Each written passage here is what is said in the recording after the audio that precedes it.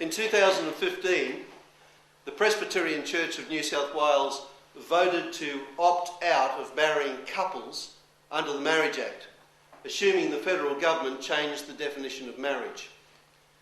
Good evening, my name is Jim Seymour, I pastor the Tenterfield Presbyterian Church.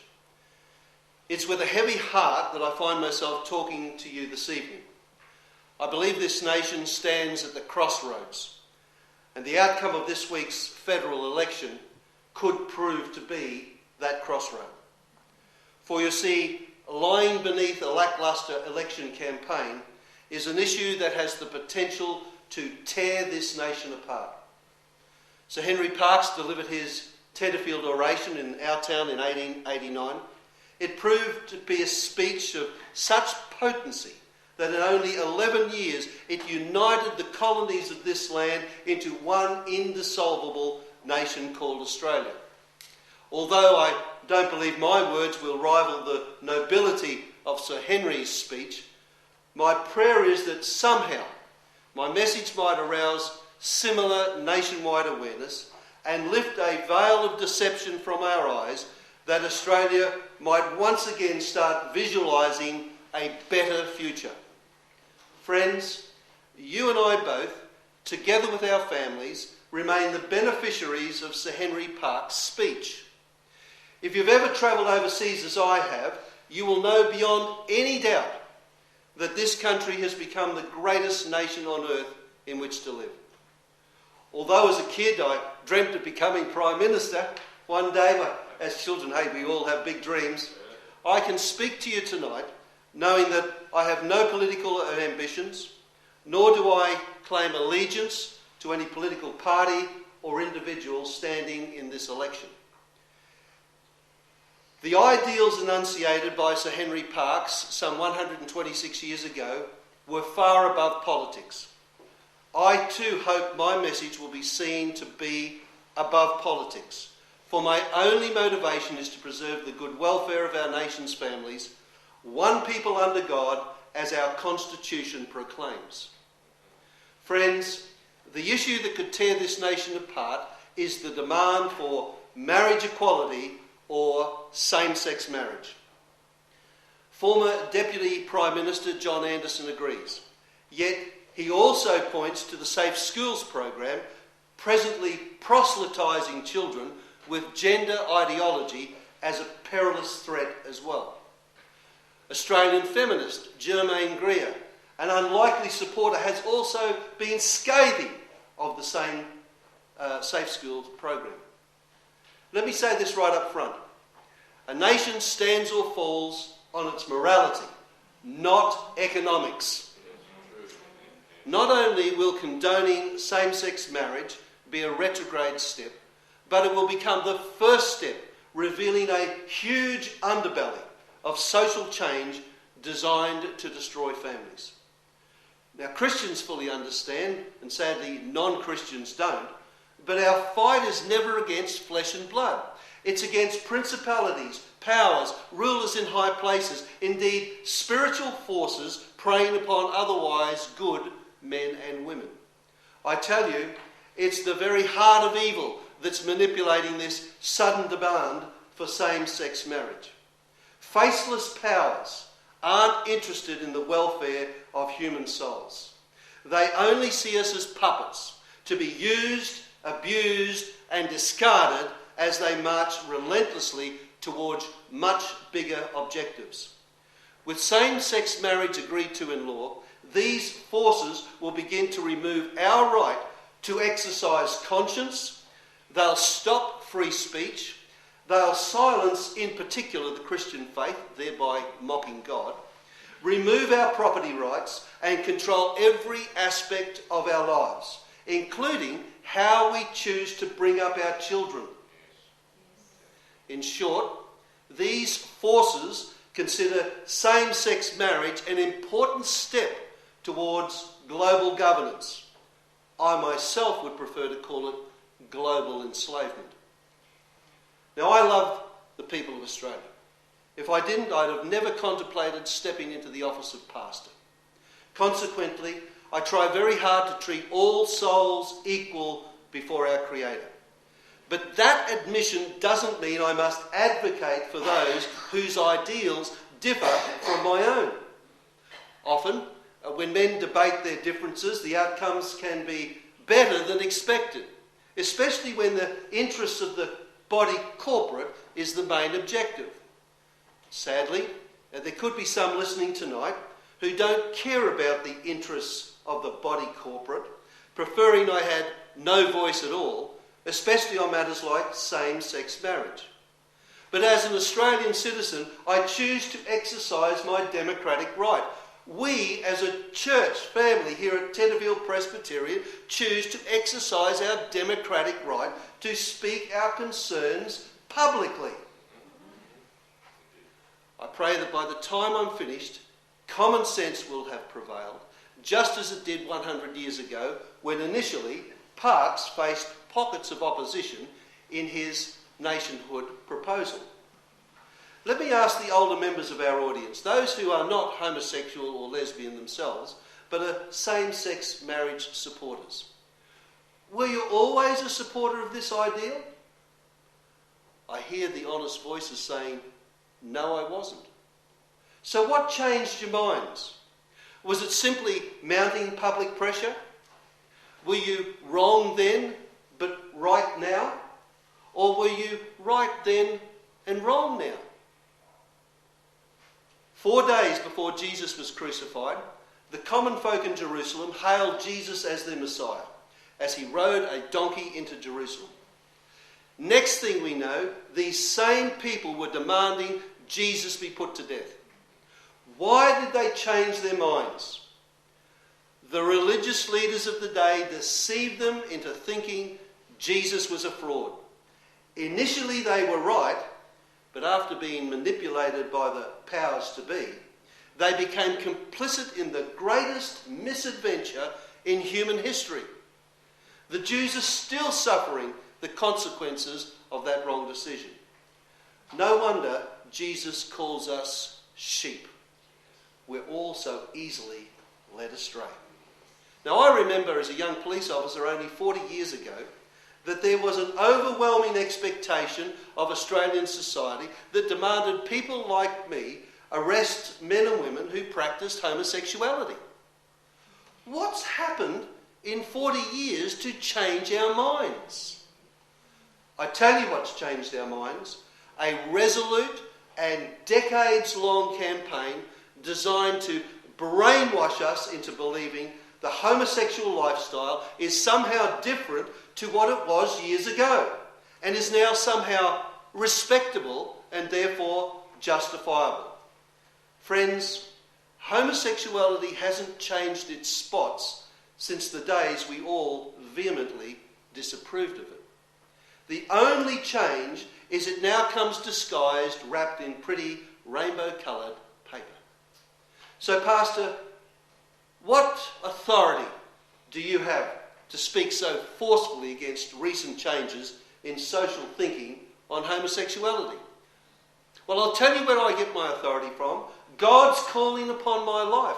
That's where it comes from. And my authority is backed up by the Holy Bible, the highest moral code illuminating true love in this land. Friends, just because 99 people jump off a cliff doesn't mean to say it's right for the 100th to do the same. Now, if you're incensed that I would have the audacity to challenge the Holy Grail, the so-called inevitability of legalising same-sex marriage, and you've already decided that my speech will be a gay hate crime, then please don't switch off. It's very important in a democracy. Everyone hears two sides of a debate before voting to embrace change. And if this federal election is anything, it's certainly a referendum on same-sex marriage and really nothing much else. I thank 10FM for allowing me to broadcast this speech tonight, as it seems most media outlets throughout Australia have decided where they lie regarding same-sex marriage. For recently, I fell victim to restricted free speech by the Fairfax Media Group, owners and publishers of the Tenterfield Star, when they rejected one half of a regular River of Life article I wrote on the transformed life of a North Queensland homosexual man. Fairfax claimed my article was contrary to their policies on social justice and therefore unsuitable for publication. Now that letter can be read in full on our website at tp4c.org.au, and you can make up your own minds. On the 5th of August 2015, Conservative UK MP Mark Spencer advocated anti-terrorism legislation against so-called extremists who refuse to surrender their beliefs in traditional marriage, that is, between one man and one woman. Bad news travels fast, it seems, for this heavy-handed approach against advocates of traditional marriage has reached our shores. For freedom to speak against same-sex marriage is being denied everywhere. No wonder more and more of our younger generation are embracing homosexuality as something normal, for they're being desensitised away from 6,000 years of heterosexual normality. My best research has discovered that in all of recorded human history, it was not until the 18th century that for the very first time a government, indeed the British government, saw fit to pass legislation concerning marriage. Prior to that, common sense prevailed.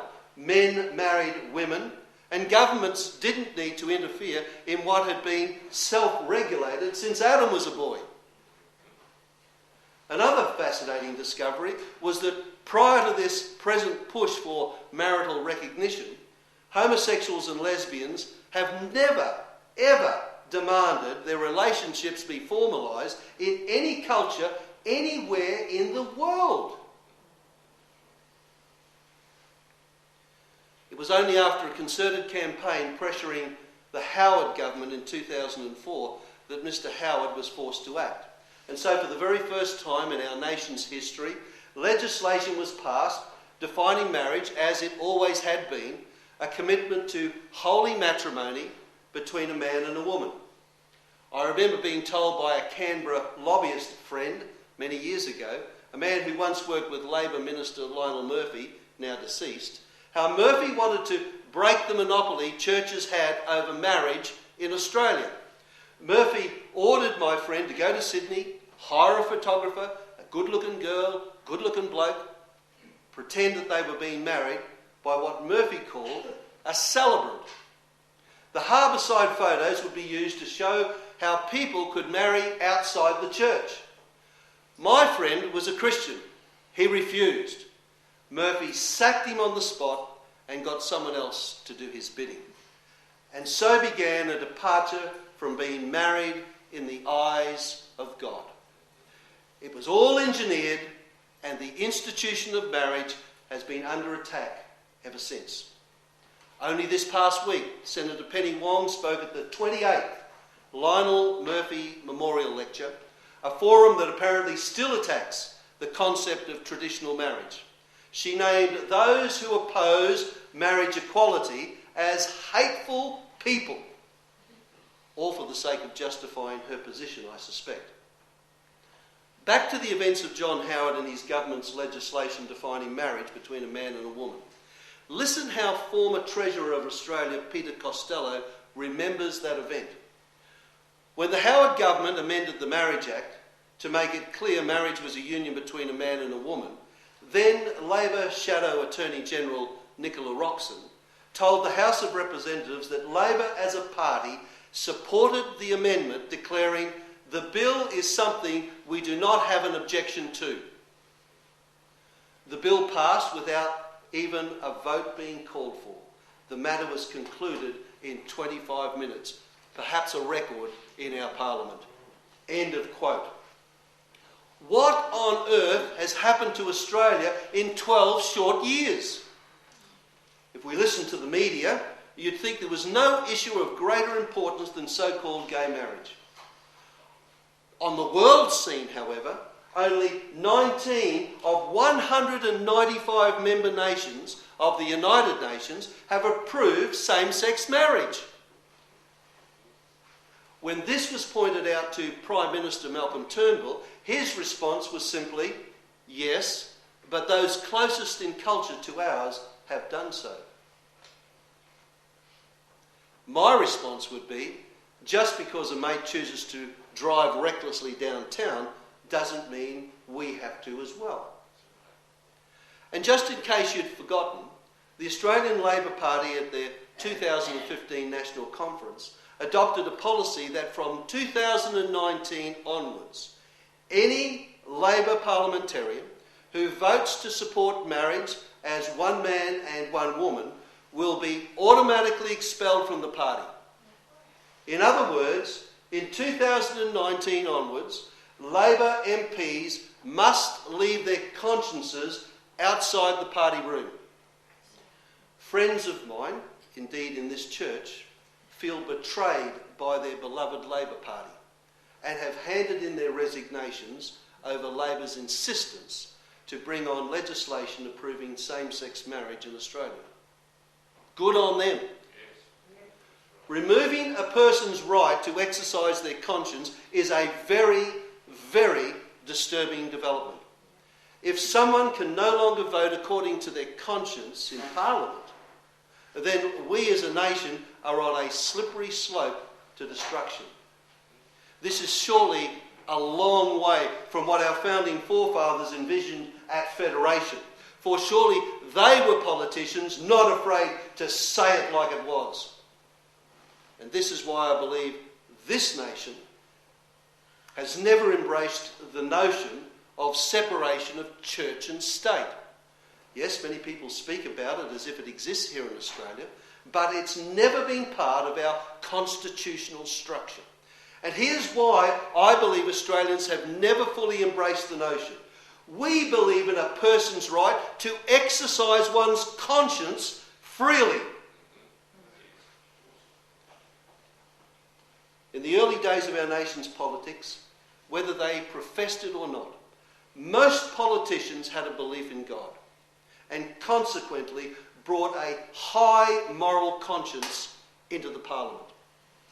And friends, that legacy has held us in good stead for over 100 years.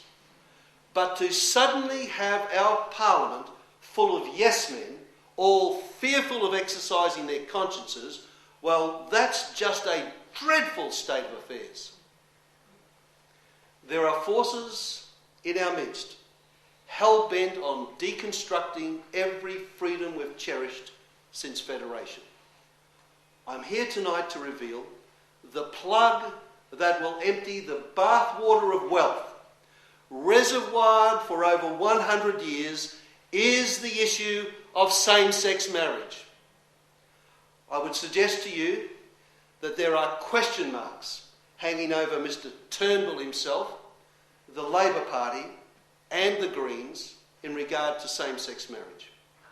But you're the voters, you have to make up your own mind. Personally, I believe those I've just named already have their fingers on the plug. If they get the chance, they'll pull the plug and this nation will change forever, and I guarantee you won't like it. Before we go further, it's time to send the children to bed so we can talk as adults. Friends, even if we wanted to bestow equality in marriage between two men or two women, it's not physically possible to give them equality with what a man and a woman enjoy in marriage. Firstly, they have no natural ability to reproduce. Next time you see same-sex marriage supporters displaying rainbow-coloured signs claiming love as their justification, remember their definition of love equals lust. What they're demanding is sexual freedom without boundaries. Some leading homosexual and lesbian activists even want extramarital sex normalised, claiming gay marriage could teach heterosexuals of the virtue of such arrangements. And what astounds me is we're allowing these predators to preach their promiscuous balderdash without challenge. Next time you're within earshot of a protester, tell them to get their own symbol as well. For the rainbow is God's covenant sign to all the earth, as detailed in the book of Genesis. Let me ask, is all sexual love acceptable in God's eyes? What about sexual encounters between brothers, between sisters? How about a brother with his sister? What about a mother with her son, or a father with his daughter? What about a grandmother with a grandson? Friends, nowhere does it say the God of love smiles upon all sexual encounters. But it does say God abandons many because of the lust of their hearts. And he allows them to dishonour their bodies among themselves because they've exchanged the truth of God for a lie, choosing to worship creation rather than the Creator. And because they think it's foolish to acknowledge God, God abandons them to vile passions and debased minds. And it's these people who are now grooming our children through programs like Safe Schools. It masquerades as an anti-bullying scheme, and somehow it's wormed its way into our schools. Now, no one's arguing that bullying is wrong, but we've got to toss this sinister program out and start again. Anti-bullying programs don't need to sexualise our children by teaching gender ideology. For girls, for example, who think they're boys, to bind their chests, or for boys who happen to think that they're girls, to tuck their genitals. Sadly, these sexualisation programs are being rolled out in other parts of the world too. I was horrified when shown a video of how 9 and 10-year-old boys and girls in the same class were being taught how to put condoms on plastic models. I've received reports of junior high school students having to practice lesbian role modelling. I've heard of children being reprimanded for failing to write essays on imagining what they'd do if someone of the same sex approached them sexually. I've read disturbing reports of schools holding rainbow days in support of the homosexual and lesbian lifestyle. Children who refused to participate were ostracised, even bullied. And our federal government has injected $8 million into this Safe Schools program. It's outrageous. I say, let children be children. Teaching sexual ideology to young minds has no place in our schools or our society. It's well known within medical circles that prior to the onset of puberty, young children are often confused about their sexuality. This is why it's so important to teach boys to be boys and girls to be girls. An old Bible proverb says, train up a child in the way that they should go, and when they are older, they won't depart from it. Well, that's good advice. All children need guidance as they grow. They don't need to be told to follow their feelings. At admission myself, I can remember as a 6 and 7-year-old being confused about my own sexuality. My dad was away working in Mount Isa, and I was surrounded by many female role models. For a short time, I thought perhaps I should have been born a girl. Thank goodness the Safe Schools program didn't exist back then. Otherwise, there's a real chance I'd have been told to follow my feelings. The Christian Bible warns we fight spiritual battles daily. Random thoughts pop into our heads. It's just the way it happens. Some are good, some are bad. We're to meditate on the good and cast out all imaginations that exalt themselves above the knowledge of God. Pondering bad thoughts allows bad things to take root in our lives. Just imagine how different this world might have been if a young Adolf Hitler had cast out those initial anti-Semitic thoughts.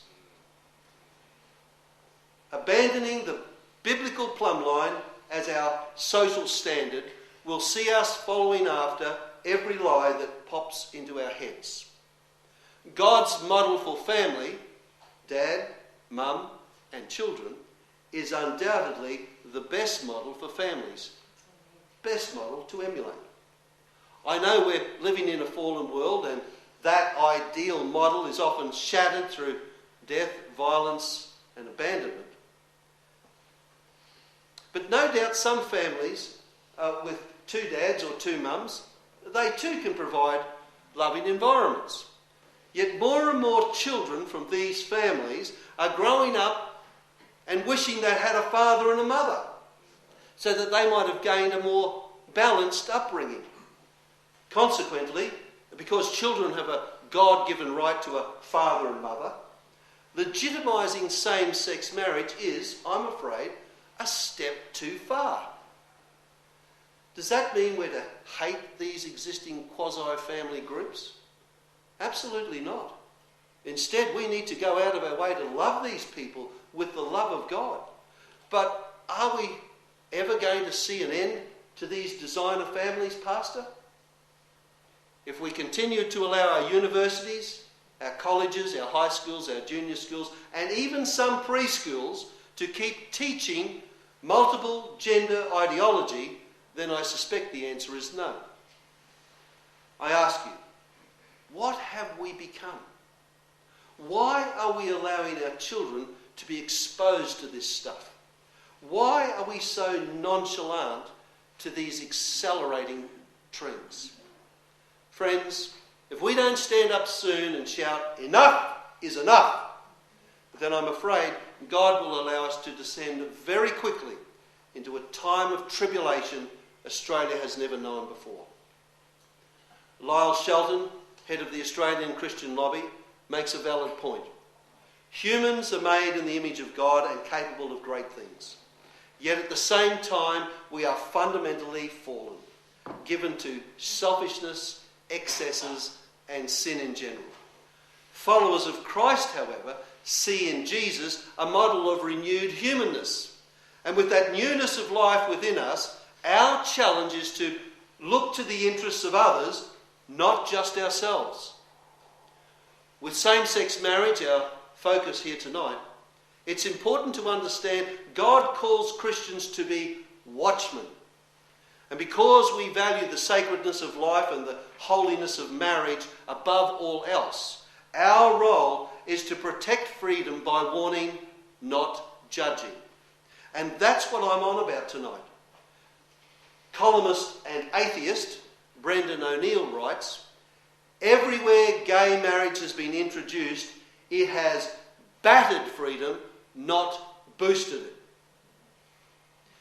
And if Canada is any example to go by, personal freedoms, especially within the sanctity of traditional families, has been greatly impacted since marriage was redefined in 2005. Here in Australia, I'm yet to hear a compassionate voice from the same-sex camp toward those who oppose their demands. All I ever hear are derogatory statements describing us as hateful and intolerant. These accusations are insulting, for nothing could be further from the truth. It's as if their rhetoric is designed to be intimidatory, to close down opposition, as it were. And so, if you think same-sex marriage will have no real negative consequence upon our society as a whole, if approved by law, then think again. If you value your freedom, then vote wisely on the 2nd of July.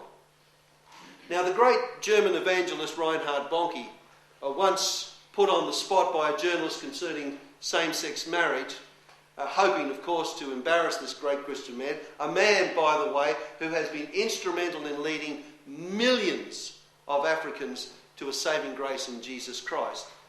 Reinhardt replied to his question, "When I go to the petrol station, I always put the fuel nozzle into the opening for the fuel tank. I never put it up the exhaust."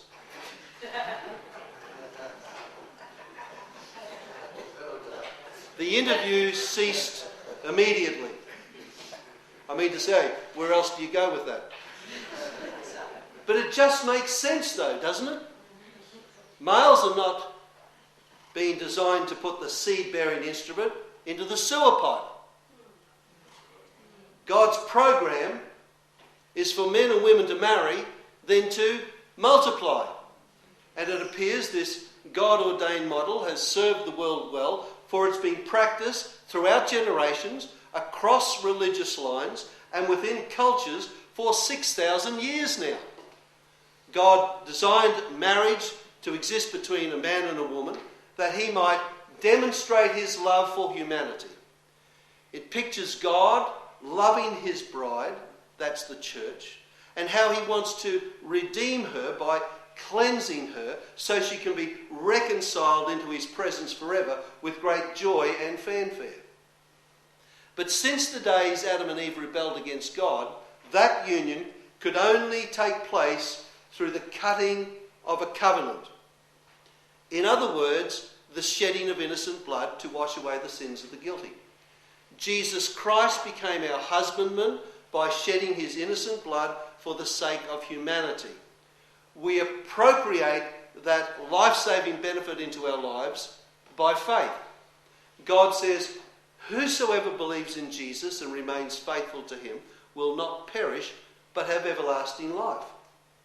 Marriage, therefore, is God's institution, and governments have no right to hijack or redefine it. If they do, they're acting like God. And woe betide any government who claims to be the ultimate authority and not God. When a man and a woman come together in holy matrimony, they consummate the marriage through intercourse.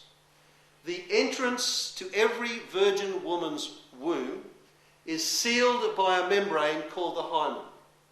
When the hymen is penetrated for the very first time, blood is shed. This cutting of the covenant between a man and a woman signifies to God that they are now officially married. How then can a homosexual or lesbian couple consummate a marriage? It's not physically possible.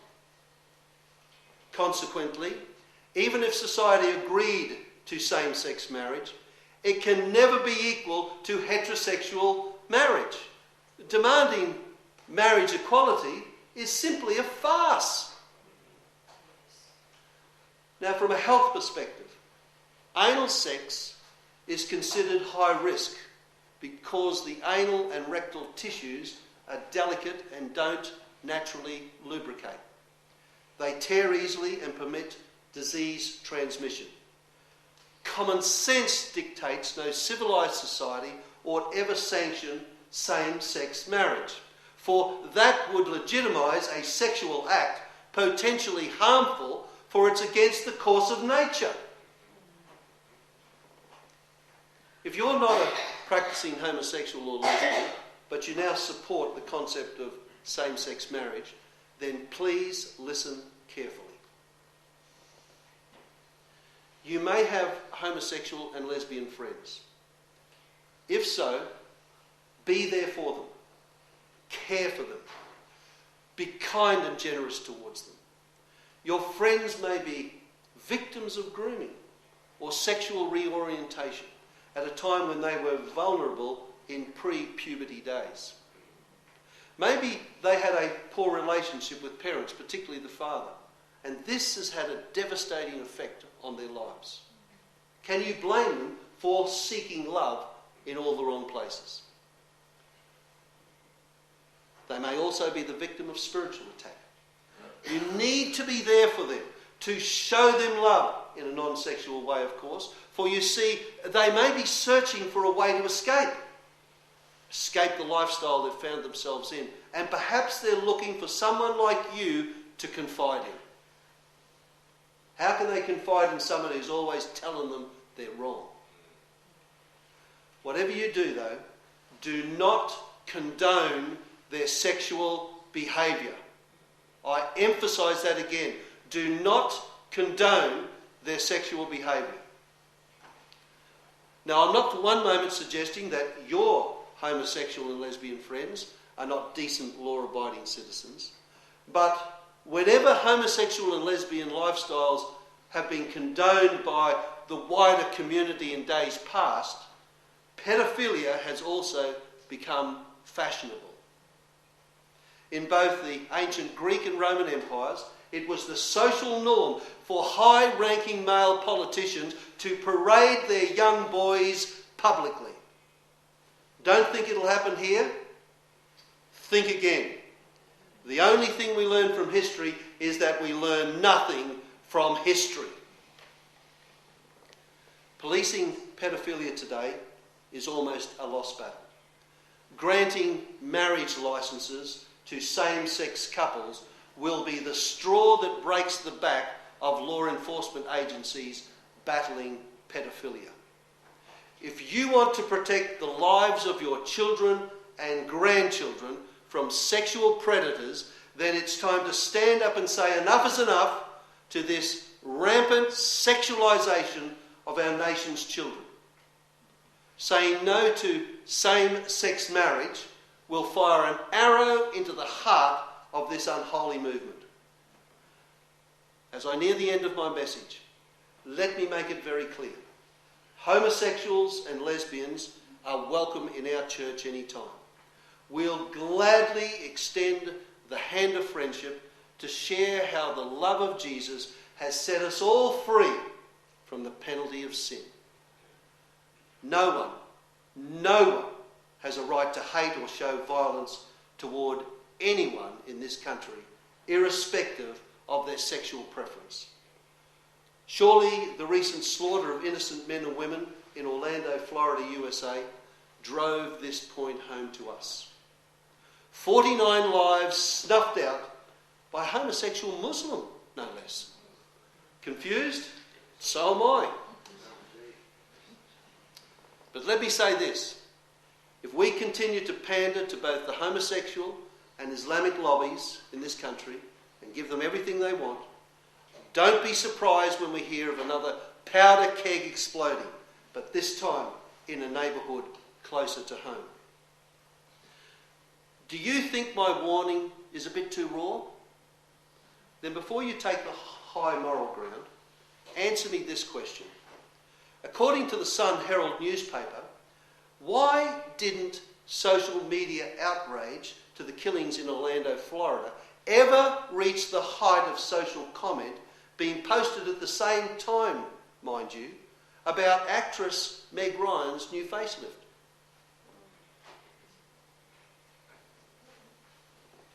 Friends, it appears all our hearts are hardening and our minds are dulling. 600 years before Christ was born, the prophet Isaiah wrote, "Woe unto them that call evil good and good evil." Then, in the New Testament, the Apostle Paul spoke of our days when he wrote, "Perilous times shall come, for people will love only themselves and their money. They will be boastful and proud, scoffing at God, disobedient to their parents, and ungrateful. They will consider nothing sacred. They will be unloving and unforgiving, and they will slander others and have no self-control. They will be cruel and hate what is good. They will betray their friends, be reckless, puffed up with pride, and love pleasure rather than God. They will have a form of godliness, but deny the power thereof." If that's not describing the heartless world in which we all live today, then I'll eat my hat.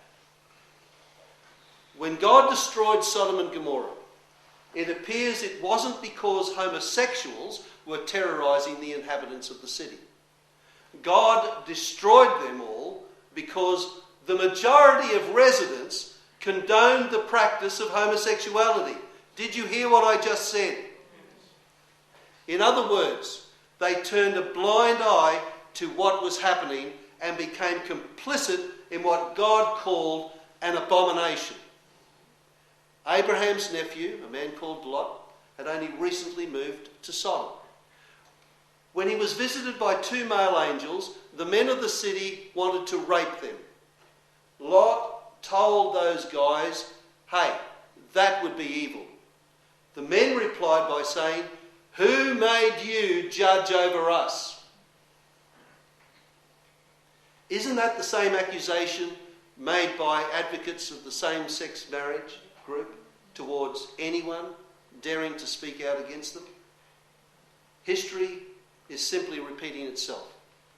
Let's not be like Sodom. Let's not capitulate to a decades-long campaign grooming us into justifying their behaviour. With their finish line tantalisingly close, let's just all wake up and refuse to condone same-sex marriage in Australia. Oh, the lies that have convinced us of God's reluctance to come and transform our world. I tell you, friends, it has nothing to do with his reluctance, but everything to do with our resistance.